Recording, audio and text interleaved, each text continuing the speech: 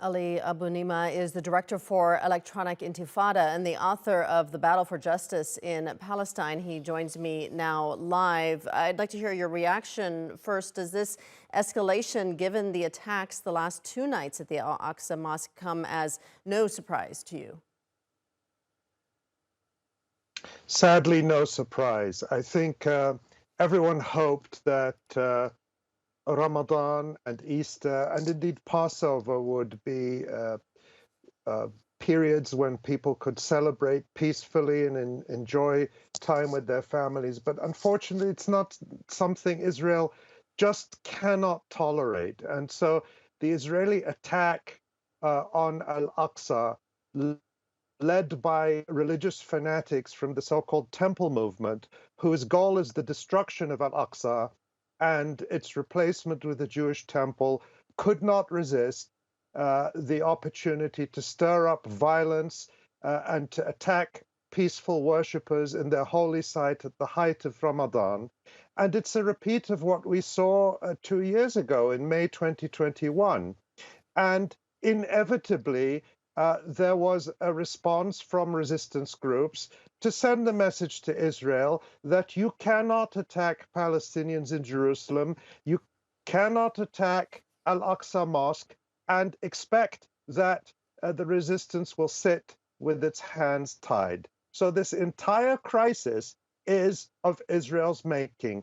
Israel is solely responsible, with one caveat, which is that Israel's enablers and backers, the international sponsors of this occupation regime, of this apartheid regime, principally the United States, but also the European Union and some of the Arab regimes, are responsible for the savagery and barbarism, and now the threat of an even greater war that Israel has yet again unleashed on Palestine and even beyond Palestine.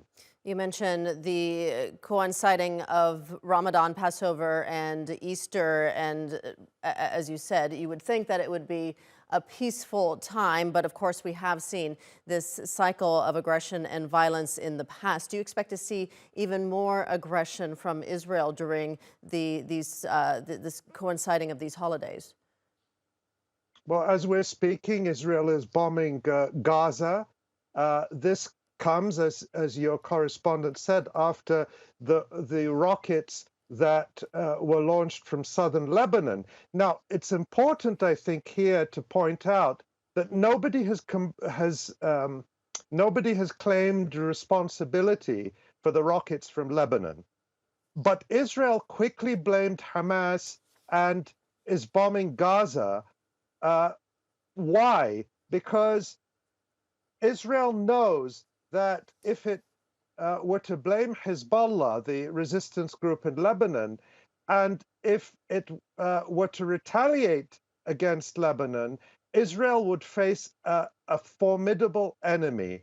The arsenal that Hezbollah has, the military capabilities that it demonstrated in the past, including in the war of 2006, when Hezbollah defeated and humiliated the Israeli army, that's something Israel doesn't want to tangle with again. So the Israeli leadership put the blame on Hamas as a face-saving measure because Israel doesn't want to risk a conflict with Hezbollah.